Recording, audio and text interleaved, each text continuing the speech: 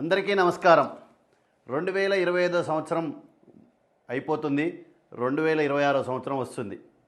ఇక్కడ ఒక చిన్న విషయం ఏంటంటే, ప్రతి సంవత్సరం 31st నైటు కొత్త సంవత్సరం వస్తుందని చెప్పేసి నూతన సంవత్సరం సందర్భంగా ఎంజాయ్ చేస్తుంటారు.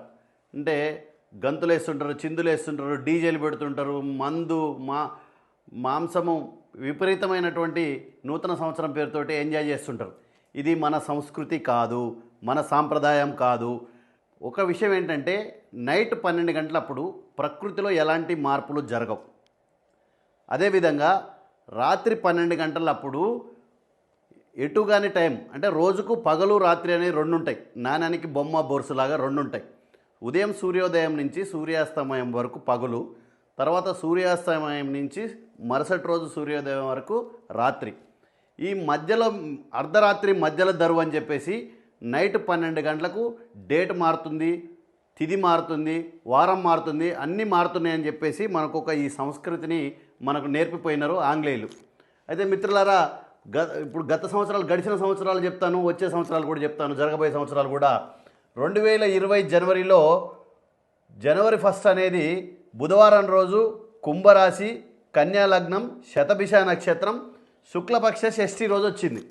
అదేవిధంగా 2021లో శుక్రవారం రోజు వచ్చింది జనవరి 1, కర్కాటక రాశి, కన్యా లగ్నం, పుష్యమి నక్షత్రం, కృష్ణపక్ష ద్వితీయ రోజు వచ్చింది. అంటే ఒకదానికి నూతన సంవత్సరానికి పొంతన లేవు. ఇది నాది కాదు మిత్రులారా, రిషి మనకి పరంపర ఇచ్చినటువంటి ఈ ప్లానటరీ సిస్టమ్, ఈ కుండలి ఏదైతే ఉందో, ఈ రాశులు, ఈ గ్రహాలు, పరిగ్రహణం ఇవంతా కూడా మనకు ఎప్పటి నుంచో కాల పరిమాణాన్ని చెప్పినటువంటి ఈ స్థితులు, నక్షత్రం, పాదము, తిథి, ఇవన్నీ కూడా ఒక ప్రకృతిని బట్టే ఉంటాయి. ఇది ఒక చిన్న ఫోటోగ్రఫీ అండి, యూనివర్స్ ఫోటోగ్రఫీ. మనం దీన్ని అనుసరించాలి, కానీ ఆంగ్లేయ వాళ్ళు మనకి ఇచ్చిపోయినటువంటి సంస్కృతితోటి మనం పండగ చేసుకొని ఎంజాయ్ చేసి ఆరోగ్యంగా, ఆర్థికంగా, మానసికంగా నష్టపోవద్దని కోరుకుంటున్నాను. దయచేసి మిత్రులారా, మీకు ఇష్టం ఉంటే ఆచరించండి, లేకపోతే లేదు.